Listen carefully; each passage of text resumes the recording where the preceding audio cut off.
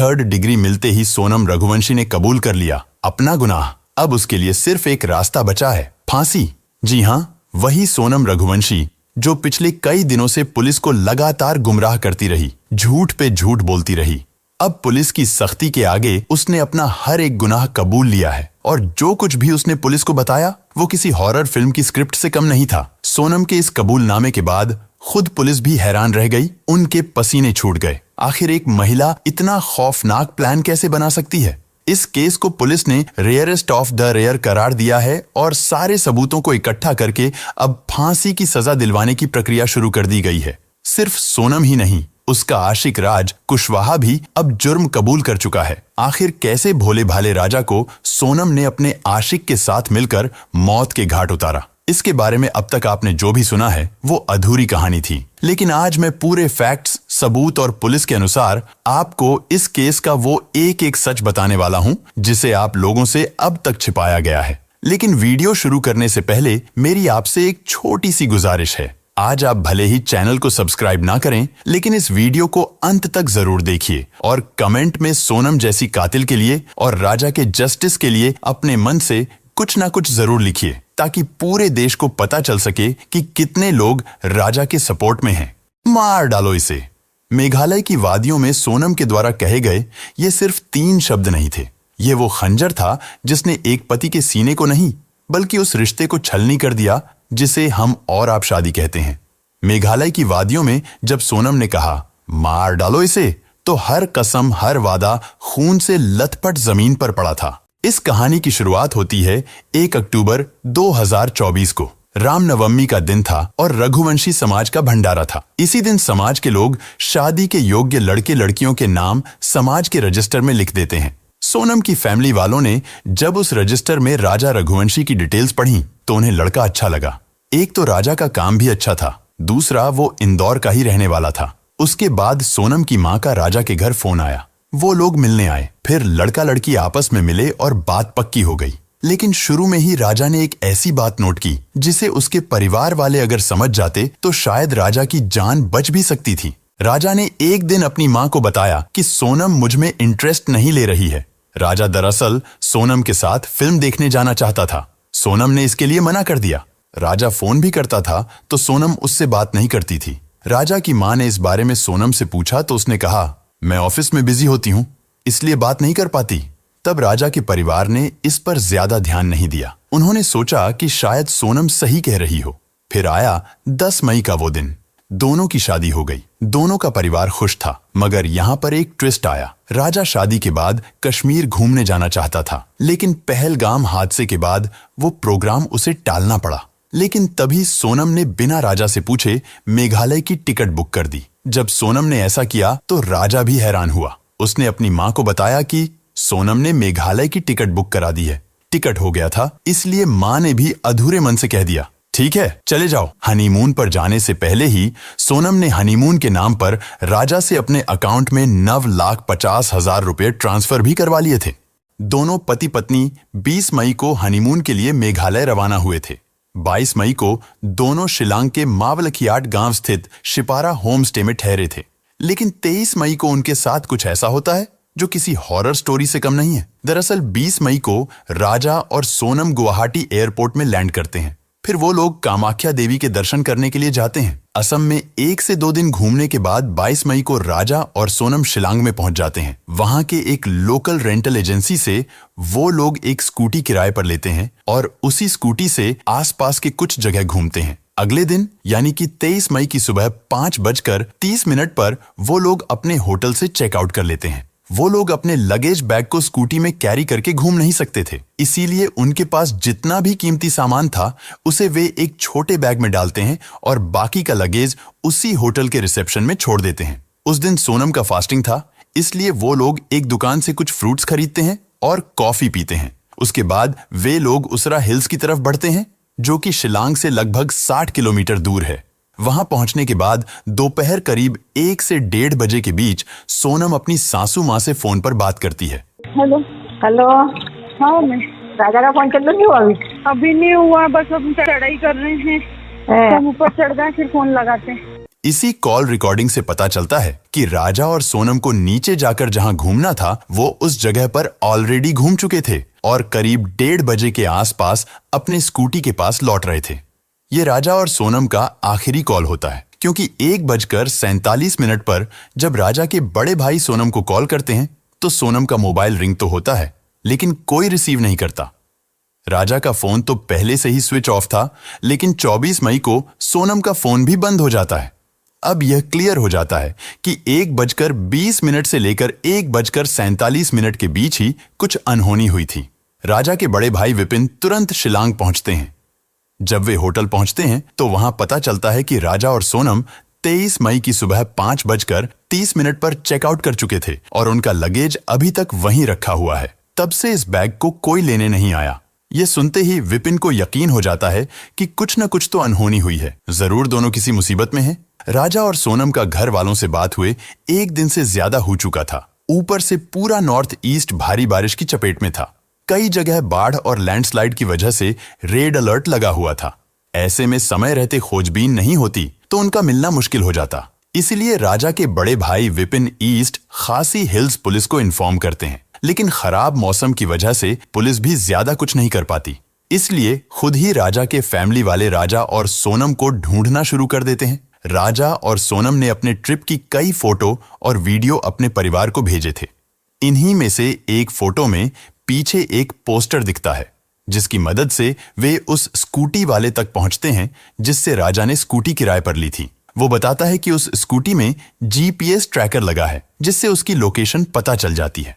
जब लोग वहां पहुंचते हैं तो पाते हैं कि स्कूटी एकदम ठीक तरीके से पार्क की गई है, चाबी अभी भी उसमें लगी है, जो अजीब बात है। लेकिन स्कूटी के साथ जो हेलमेट दिया गया था वो भी गायब था। अब भी पुलिस इस केस को उतनी गंभीरता से नहीं ले रही थी, लेकिन जब मध्य प्रदेश के मुख्यमंत्री और सांसद इस केस में दिलचस्पी दिखाते हैं तब जाकर सर्च ऑपरेशन तेज होता है। लेकिन खराब मौसम की वजह से रेस्क्यू करना मुश्किल हो जाता है। मगर ऐसे हालात में भी वहां के लोकल लोग राजा और सोनम को ढूंढने में आगे आते हैं। करीब 50 रेस्क्यू टीम बनाई जाती हैं, जिनमें लोकल्स, पुलिस, SDRF, NDRF और NGO के लोग मिलकर सर्च ऑपरेशन शुरू कर देते हैं। जहां ये लोग नहीं पहुंच पा रहे थे वहां ड्रोन और हेलीकॉप्टर की मदद से सर्च ऑपरेशन चलता है, लेकिन लगातार बारिश की वजह से काम बहुत मुश्किल हो जाता है।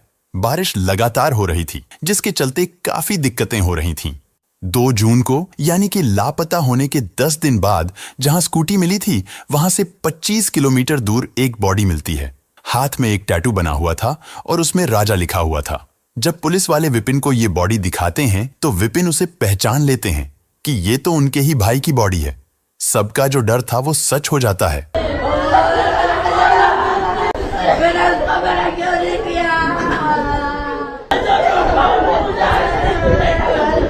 परिवार में हाहाकार मच जाता है, लेकिन यहां पर कहानी खत्म नहीं होती, बल्कि ये केस अब और भी उलझ चुका था। राजा के परिवार वालों ने बताया कि जब वह घर से निकले थे तो उनके गले में सोने की चेन थी, हाथ में 2 वेडिंग रिंग्स और एक डायमंड ब्रेसलेट भी पहना हुआ था, जिसकी कीमत करीब 10 लाख रुपए थी। लेकिन पुलिस को अब तक जो चीजें मिली थीं, उनमें एक सफेद रंग की महिला की शर्ट, एक पेंटोप्राजोल टैबलेट, वीवो का टूटा हुआ मोबाइल और राजा की स्मार्ट वॉच शामिल है। लेकिन सोने की चेन, दोनों रिंग्स और ब्रेसलेट गायब है। पोस्टमार्टम रिपोर्ट से पता चलता है कि राजा के शरीर पर कई जगह धारदार हथियार के घाव थे, यानी उसकी हत्या की गई थी। उनको मारकर नीचे खाई में फेंक दिया गया था। हथियार भी नया था, जैसे राजा को मारने के लिए ही यह खरीदा गया हो। हालांकि पुलिस ने उस हथियार को भी बरामद कर लिया है। जो स्कूटी मिलती है वह प्रॉपर्ली एक जगह पर पार्क किया हुआ था। उसमें कोई स्क्रैच मार्क नहीं था, जिससे यह पता चलता है कि उनका एक्सीडेंट स्कूटी में नहीं हुआ है, बल्कि उन्हें मारा गया था। लेकिन अजीब बात यह है कि उस स्कूटी में चाबी लगा हुआ था और उसका हेलमेट मिसिंग था। स्कूटी से थोड़ी ही दूरी पर राजा और सोनम के बैग्स भी मिलते हैं जो वो अपने साथ लेकर आए थे, और वहां से लगभग 25 किलोमीटर दूर राजा की बॉडी मिलती है। यह तभी पॉसिबल हो सकता है जब राजा को मारने के बाद कातिल ने स्कूटी को ओसरा हिल्स के पास लाकर पार्क किया होगा, और स्कूटी वहां पर पार्क करने के बाद उसी ने ही गाड़ी में चाबी छोड़ दिया होगा। क्योंकि यह एक रेंटेड स्कूटी था, फिर उसने वो बैग भी वहीं पर फेंक दिया होगा। यानी कि कातिल हत्या कर बॉडी को दूर फेंका और स्कूटी को जानबूझकर सही से पार्क कर दिया। ताकि सर्च ऑपरेशन गुमराह हो जाए। राजा की हत्या 23 मई को हुई थी, लेकिन उसकी लाश 2 जून को मेघालय के प्रसिद्ध वेई सावडोंग फॉल्स के पास एक गहरी खाई में बेहद सड़ी गली हालत में मिली। शरीर पर गहरे जख्म थे। सिर और पीठ पर धारदार हथियार के 2 घाव साफ नजर आ रहे थे। इन सब साक्ष्यों से साफ हो गया कि यह कोई हादसा नहीं, बल्कि सोची समझी और खौफनाक हत्या थी। अब तक पुलिस इसे लूटपाट का मामला मान रही थी और सोनम रघुवंशी की तलाश में जुट गई थी, जो उसी दिन से लापता थी। पुलिस को शक था कि लुटेरों ने राजा को लूटने के बाद उसकी हत्या कर दी और संभव है कि सोनम को भी मारकर कहीं फेंक दिया हो। जैसे ही ये खबर मीडिया के जरिए आम लोगों तक पहुंची, हर कोई सन्न रह गया। लोगों में गुस्सा फूट पड़ा और वे सड़कों पर उतर आए। विरोध प्रदर्शन शुरू हो गया। जनता के भारी दबाव के बाद पुलिस ने तुरंत विशेष जांच टीम SIT का गठन किया और सोनम की तलाश को प्राथमिकता दी। लेकिन इस मामले की दिशा तब पूरी तरह से बदल गई जब एक स्थानीय गाइड अल्बर्ट पीडी ने पुलिस को बताया कि 23 मई को उसने राजा और सोनम को 3 अनजान युवकों के साथ फॉल्स की ओर जाते हुए देखा था। इन तीनों युवकों की सबसे चौंकाने वाली बात यह थी कि वे सभी हिंदी में बात कर रहे थे। इसके बाद पुलिस ने CCTV फुटेज खंगाले। फुटेज में राजा, सोनम और 3 अज्ञात युवकों को एक साथ घूमते देखा गया। जब पुलिस ने सोनम के मोबाइल की कॉल डिटेल रिकॉर्ड CDR निकाली, तो कई संदिग्ध कॉल्स इंदौर और यूपी के नंबरों पर मिलते पाए गए। इसके बाद मेघालय पुलिस ने इंदौर और यूपी की पुलिस के साथ मिलकर दोनों ही राज्यों में अलग अलग जगह छापेमारी करके 4 लोगों को पकड़ लिया। इनमें राज कुशवाहा और विशाल चौहान को इंदौर से, आकाश राजपूत को इंदौर के पास से और आनंद कुर्मी को बीना से गिरफ्तार कर लिया गया। शायद सोनम को इस बात की भनक लग गई थी कि उसके साथी अब पुलिस की गिरफ्त में आ चुके हैं। इसी डर से उसने आत्मसमर्पण करने का फैसला किया और फिर 8 जून की रात करीब 1 बजे यूपी के गाजीपुर में एक ढाबे पर एक लड़की बदहवास हालत में पहुंची। उसने काले रंग की टी-शर्ट और लोअर पहन रखा था। बाल बिखरे हुए थे। चेहरा बेहद थका हुआ लग रहा था, जैसे कई दिनों से सोई ना हो। डर और घबराहट उसके चेहरे पर साफ झलक रही थी। लड़की ने ढाबे वाले लड़के से कहा, भैया क्या मुझे आपका फोन मिलेगा? मुझे अपने घर वालों से बात करनी है। ढाबे वाले ने बिना सवाल किए अपना फोन दे दिया। जैसे ही लड़की ने कॉल किया, वो रोने लगी। उस वक्त कोई नहीं जानता था कि ये लड़की कौन है। वहीं मौजूद कुछ महिलाओं ने उसे पहचानने की कोशिश की, लेकिन किसी को भी यह अंदाजा नहीं था कि ये वही सोनम रघुवंशी हो सकती है, क्योंकि गाजीपुर मेघालय से करीब 1100 किलोमीटर दूर है। फोन पर भाई से बात करने के बाद सोनम वहीं एक चारपाई पर बैठकर फूट फूट कर रोने लगी। तभी उसी नंबर पर सोनम के भाई का कॉल आया। उसने ढाबे वाले से कहा, भाई साहब आप तुरंत पुलिस को फोन करो। ढाबे वाले ने फौरन पुलिस को सूचना दी। करीब 30 मिनट बाद पुलिस मौके पर पहुंची। जब सोनम ने अपनी पहचान बताई तो पुलिस समझ गई कि यही वो लड़की है जिसकी तलाश में मेघालय पुलिस पिछले 17 दिनों से जुटी हुई थी। फिर सोनम को गाजीपुर पुलिस अपने साथ ले गई और बाद में मेघालय पुलिस को सौंप दिया गया। सोचिए, जो सोनम पिछले 17 दिन से लापता थी, जिसे सबने मरा हुआ मान लिया था, वही सोनम जब उसके साथियों की गिरफ्तारी होती है तो कैसे खुद ही अपने भाई को फोन करती है। अगर वो निर्दोष थी और जिंदा थी तो क्या ये काम पहले भी नहीं कर सकती थी? पूछताछ में जो खुलासा हुआ उसने पूरे मामले की दिशा ही बदल दी और पुलिस भी हैरान रह गई। शुरुआती पूछताछ में सोनम ने सच छुपाने की हर मुमकिन कोशिश की, बार बार बयान बदले, झूठी कहानियां गढ़ी और पुलिस को गुमराह करने की कोशिश की। लेकिन सख्त सवालों और सबूतों की मार के आगे उसका झूठ ज्यादा देर टिक नहीं सका। धीरे धीरे परतें खुलने लगीं और सच खुद ब खुद बाहर आने लगा। सोनम रघुवंशी ने जो कहानी पुलिस के सामने बयां की, वह किसी थ्रिलर फिल्म से कम नहीं थी। शुरू में डरी और कमजोर दिखने वाली सोनम की चुप्पी तब टूटी जब मेघालय पुलिस ने उसे रिमांड में लेकर गहराई से पूछताछ की। जांच अधिकारियों के अनुसार सोनम ने जिस सच्चाई को कबूला, उसने इस केस की हर परत को खोलकर रख दिया। गिरफ्तारी के बाद जब सोनम को गाजीपुर से इंदौर लाया गया तो रास्ते में ही उसने पुलिस को कई ऐसी बातें बताई जो इस केस के लिए बेहद जरूरी थीं। सोनम ने बताया कि जब उसने राजा से शादी की तभी तय कर लिया था कि इस शादी को ज्यादा दिन तक नहीं चलाना है और एक सही वक्त पर राजा को खत्म कर देना है ताकि वह अपने प्रेमी राज कुशवाहा के साथ शादी कर सके। अब उसने जो पुलिस को बयान दिया उसमें उसने बताया कि उसके प्रेमी ने ही उसे बार बार समझाया था कि अगर तुम राजा को हटा दोगी तो तुम्हारे घर वाले भी हमारी शादी के लिए मान जाएंगे। और यही सोचकर उसने राज को भरोसे में लेकर साजिश रचनी शुरू की। सोनम ने कबूला कि राजा बहुत अच्छा इंसान था, वह उसे बहुत प्यार करता था, लेकिन वह हर वक्त बस उसकी निगरानी करता था। सोनम को बार बार लगता था कि वह आजाद नहीं है और यही सोचकर उसने तय कर लिया कि राजा को रास्ते से हटाना ही सही फैसला है। उसने यह भी बताया कि उसके पिता की तबीयत खराब थी, इसीलिए वह अपने प्रेमी से शादी नहीं कर पाई थी और राजा को एक समझौते की तरह स्वीकार कर लिया था, लेकिन दिल से कभी उस रिश्ते को अपनाया नहीं। सोनम ने स्वीकार किया कि उसका अपने पति राजा रघुवंशी से रिश्ता महज एक सामाजिक बंधन बनकर रह गया था। शादी के बाद भी वह लगातार अपने प्रेमी राज कुशवाहा के संपर्क में थी। सोनम और राज के बीच शारीरिक और मानसिक रूप से गहरा रिश्ता था और दोनों चाहते थे कि राजा की जिंदगी से स्थायी रूप से छुटकारा मिल जाए। पुलिस को दिए बयान में सोनम ने कहा कि उन्होंने मिलकर हत्या की पूरी योजना तैयार की थी। इसके तहत राज कुशवाहा ने अपने 3 दोस्तों विशाल सिंह चौहान, आकाश राजपूत और आनंद सिंह कुर्मी को साथ जोड़ा। योजना के मुताबिक सोनम और राजा को मेघालय ट्रिप पर भेजा गया ताकि घटना दुर्घटना जैसी लगे और शक ना हो। 23 मई को जब वे सावडोंग फॉल्स के पास ट्रेकिंग के लिए निकले तो सोनम ने राजा को एक ऐसे रास्ते पर ले जाने में मदद की जहां पहले से छिपे 3 हमलावर मौजूद थे। राजा पर अचानक धारदार हथियार से हमला किया गया और उसे खाई में धकेल दिया गया। सोनम ने बताया कि वह सब कुछ जानते हुए भी वहीं से वापस लौट गई और फिर फरार हो गई। पूछताछ में सोनम ने साफ कहा कि इस पूरी हत्या के पीछे उसकी मंशा राजा से छुटकारा पाकर राज कुशवाहा के साथ जिंदगी शुरू करने की थी। उसने इस साजिश के लिए आर्थिक मदद भी की, कॉल्स और मीटिंग्स के जरिए हत्यारों को निर्देश भी दिए। यही नहीं, बाद में जब मीडिया और पुलिस का दबाव बढ़ा तब उसने खुद को बचाने के लिए गाजीपुर जाकर छिपने की कोशिश की, लेकिन डर और मानसिक दबाव में खुद ही उसने आत्मसमर्पण कर दिया। सोनम ने यह भी कबूल किया कि हनीमून पर जाने का प्लान उसी का था, घूमने के लिए नहीं बल्कि राजा को मरवाने के लिए। अब पुलिस की जांच में सामने आया है कि सोनम और राज कुशवाहा पिछले 5 महीने से रिलेशनशिप में थे। सोनम के पिता हार्ट के मरीज थे और घर वाले चाहते थे कि शादी समाज के हिसाब से हो, इसलिए सोनम ने अपने प्रेमी राज को छोड़कर राजा से शादी कर ली।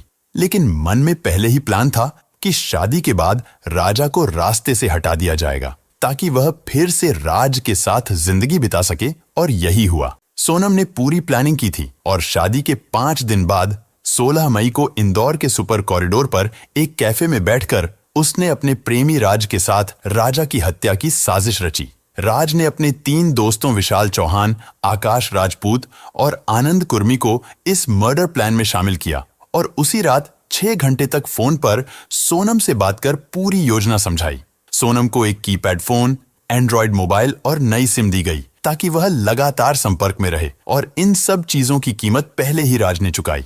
जब सोनम ने बताया कि वह 22 मई को शिलोंग ट्रिप पर निकल रही है तो राज ने सभी आरोपियों के टिकट बुक करवा दिए, लेकिन खुद आखिरी वक्त पर मना कर गया और इंदौर में ही रहा। वहां रहकर वह सबको डायरेक्शन देता रहा ताकि कोई शक न हो। यहां तक कि राजा के अंतिम संस्कार में भी वह शामिल हुआ ताकि सबको लगे कि वह दुखी है और परिवार के करीब है। 23 मई को जो हुआ वह दिल दहला देने वाला था। आरोपियों ने गुवाहाटी से एक ऑनलाइन ऑर्डर की गई छोटी कुल्हाड़ी यानी डाव खरीदी और शिलोंग में सोनम और राजा के होमस्टे से 1 किलोमीटर दूर ठहरे। सोनम लगातार लोकेशन शेयर करती रही और किराए की स्कूटी लेकर राजा को बहाने से उस जगह ले गई जहां सुनसान इलाका था। दोपहर 1:30 पर सोनम ने फोटोशूट का बहाना बनाकर राजा को पहाड़ी की तरफ चलने को कहा। आरोपियों ने पीछा करना शुरू किया, लेकिन चढ़ाई इतनी ऊंची थी कि उन अपराधियों ने सोनम से कहा कि वह काफी थक गए हैं और वह राजा को नहीं मार पाएंगे। तब सोनम ने उन लोगों से कहा कि मैं तुम्हें 20 लाख दूंगी। इस लालच के बाद आरोपियों ने हत्या के लिए हाँ कर दिया। जब सोनम और राजा उस सुनसान जगह पर पहुंचे तो पीछे से तीनों आरोपी वहां पहुंचे। आकाश दूसरी बाइक से दूर से निगरानी कर रहा था और जब उन्हें यकीन हो गया कि कोई आसपास नहीं है तब उन्होंने राजा पर पीछे से हमला किया। राजा ने विरोध किया, लड़ाई की, लेकिन सिर और सीने पर गहरे वार के बाद वह बेहोश हो गया। विशाल चौहान ने पीछे से वार किया और उसी वक्त सोनम चिल्लाई, मार डालो इसे। फिर जब राजा अधमरा था तो आरोपियों ने उसे उठाने की कोशिश की, लेकिन जब नहीं उठा सके तो खुद सोनम ने उसे धक्का दिया और खाई में फेंक दिया। यह सब करने के बाद सोनम ने आरोपियों को राजा के पर्स से निकाले हुए 15,000 रुपए दिए और कहा कि पूरा पैसा बाद में मिलेगा। राजा को खाई में फेंकने से पहले ही सोनम ने बड़ी ही चालाकी से उसके गले से सोने की चेन, हाथ में पहना डायमंड का ब्रेसलेट और 2 सोने की अंगूठी भी निकाल ली थी, जिसकी कीमत राजा के घर वालों ने लगभग 10 लाख बताया था। फिर आरोपी वहां से उसकी बुक की गई स्कूटी लेकर 25 किलोमीटर दूर छोड़ आए। सोनम ने उन लोगों के सामने ही अपना फोन तोड़ दिया और नदी में फेंक दिया ताकि कोई लोकेशन ट्रैक ना कर सके। राजा की हत्या के बाद सोनम शिलोंग से गुवाहाटी पहुंची और वहां से ट्रेन द्वारा इंदौर, मध्य प्रदेश लौट गई थी। इंदौर पहुंचकर सोनम ने राज कुशवाहा के साथ एक फ्लैट में कुछ दिन बिताए। पुलिस जांच में यह भी सामने आया कि राज ने खुद उसे एक कैब भेजी थी। आखिरकार सोनम वहीं रुकी, लेकिन इस दौरान वह हर एक अपडेट पर नजर रख रही थी। जब पुलिस ने राज कुशवाहा और बाकी आरोपियों को गिरफ्तार किया तो सोनम घबरा गई और अकेली गाजीपुर पहुंची। जांच में सामने आया कि सोनम ने हत्या के कुछ दिन पहले ही नए मोबाइल में एक नई सिम डलवाई थी ताकि पुलिस को ट्रैकिंग में दिक्कत हो। इस नंबर से वह सिर्फ अपने प्रेमी और बाकी आरोपियों के संपर्क में थी। उसने ही फोन पर राज को पूरी जानकारी दी कि वह शिलोंग कब निकल रही है, कौन सा होटल बुक किया है और राजा के दिन भर की एक्टिविटी क्या क्या होगी, ताकि हमलावर उसे फॉलो कर सकें। इस केस में जो बात सबसे ज्यादा डराने वाली है वो यह है कि हत्या से ठीक एक दिन पहले सोनम ने व्रत भी रखा था। मेरा तो उपास है ना, मेरे को 2-3 बार बोल दिया। मैंने मैं घूमने के चक्कर में अपनी 11 थोड़ी तोड़ूंगी। वही तो तेरी, मैं अभी खरियार बना रही तो मेरे को एकदम से याद आ गई कि आज तो मेरे बहू का उपास बापे। हाँ। अपने सास से बात करते हुए उसने कहा था कि वह अपरा एकादशी का व्रत कर रही है ताकि मनोकामना पूरी हो जाए, लेकिन सच्चाई यह थी कि उसके मन की मनोकामना राजा को मारने से जुड़ी थी। उसी दिन यानी 23 मई को उसने हत्या को अंजाम दिलवाया और फिर खुद अपने हाथों से राजा को खाई में धक्का दे दिया। इस बीच एक और चौंकाने वाला खुलासा हुआ जब पुलिस को एक ऑडियो रिकॉर्डिंग मिली जिसमें सोनम और राज की बातचीत थी। इसमें साफ सुना जा सकता है कि सोनम राज से कह रही है कि राजा को खत्म करने के बाद सब कुछ आसान हो जाएगा और हम हमेशा साथ रह सकेंगे। यह रिकॉर्डिंग केस का सबसे बड़ा सबूत बन गया है और अब इसे कोर्ट में भी पेश किया जाएगा। राज कुशवाहा ने भी कबूला है कि उसने ही अपने 3 दोस्तों को पैसों का लालच देकर इस मर्डर में शामिल किया था। वह जानता था कि अकेले सोनम कुछ नहीं कर पाएगी, इसलिए उसने अपने दोस्तों को भी इसमें घसीट लिया। राज कुशवाहा ने पुलिस को बताया कि सोनम ने उससे कहा था कि जब मैं विधवा हो जाऊंगी तब मेरे घर वाले भी हमारी शादी के लिए तैयार हो जाएंगे, इसलिए पहले राजा को हटाना पड़ेगा। पूछताछ के दौरान हर आरोपी ने अपना जुर्म स्वीकार किया और यह भी साफ हो गया कि हत्या किसी एक का फैसला नहीं था, बल्कि यह सभी के बीच महीनों पहले से बनाई गई एक सोची समझी साजिश थी। पुलिस ने चारों आरोपियों के पास से वो मोबाइल फोन, बातचीत के कॉल रिकॉर्ड्स, लोकेशन डिटेल्स और डिजिटल ट्रांजैक्शन के सबूत बरामद किए जो हत्या की प्लानिंग में सोनम और राज कुशवाहा के सीधे जुड़ाव को साबित करते हैं। इसके बाद पांचों आरोपियों को न्यायिक हिरासत में भेज दिया गया। वहीं अब सोनम के वकील ने दावा किया है कि पुलिस इन लोगों से जबरदस्ती गुनाह को कबूल करवाने की कोशिश कर रही है, जबकि सोनम निर्दोष है। लेकिन जिस तरह के सबूत सामने आए हैं, जैसे कॉल डिटेल्स, लोकेशन डेटा और राज के कबूलनामे की रिकॉर्डिंग, उससे अब कोई शक की गुंजाइश नहीं बची है। मेघालय पुलिस और इंदौर पुलिस दोनों मिलकर इस केस को तेजी से आगे बढ़ा रही हैं। फिलहाल सोनम की कस्टडी बढ़ा दी गई है और अगले कुछ दिनों में कोर्ट में चार्जशीट पेश की जाएगी। पुलिस का कहना है कि सोनम ही इस मर्डर केस की असली मास्टरमाइंड है और उसने बेहद शातिर तरीके से यह साजिश रची। जब पूरा सच जनता के सामने आया तो पूरे देश में गुस्से की लहर दौड़ गई। सोशल मीडिया से लेकर सड़कों तक लोग राजा रघुवंशी की निर्मम हत्या को लेकर न्याय की मांग करने लगे। राजा के घर वालों, दोस्तों और समर्थकों ने विरोध प्रदर्शन शुरू कर दिए और जगह जगह पर मशाल जुलूस निकाले गए। लेकिन यहाँ सोचने वाली असली बात यह है, अगर सब कुछ पहले से तय था तो फिर सोनम ने राजा से शादी ही क्यों की? उसके पास ऑप्शन था। वो चाहती तो अपने प्रेमी के साथ पहले ही भाग सकती थी। सच में ये बात हैरान करती है कि आज की युवा पीढ़ी किस तरह की सोच रखती है। जिससे आप प्यार नहीं करते, अगर वो आपको नहीं मिलता तो आप उस इंसान की जान ले लेते हो जिसका आपसे कोई लेना देना ही नहीं था। और जो लड़कियां इतनी दबंग होती हैं कि शादी के बाद अपने प्रेमी के लिए पति का कत्ल तक करवा देती हैं, वही लड़कियां शादी से पहले इतना साहस क्यों नहीं दिखाती? शादी से पहले ही क्यों नहीं कह देती कि मुझे कोई और पसंद है, मैं इससे शादी नहीं करूंगी? मतलब माँ बाप के सामने आप इतना बेबस दिखते हो कि मजबूरी में शादी कर लेते हो, लेकिन अंदर ही अंदर इतना जहर पल रहा होता है कि एक मासूम आदमी को मारने में भी आपको दया नहीं आती।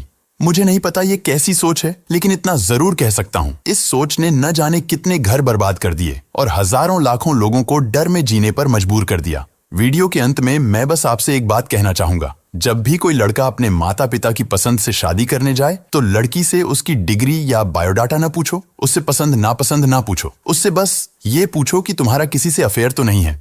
अगर है तो मुझे बता दो, मैं ये शादी कैंसिल कर दूंगा, ये कहकर कि मुझे लड़की पसंद नहीं है। शायद इस एक सवाल से किसी और मासूम राजा की जान बच जाए, शायद आगे कोई और बेकसूर शिकार न बने।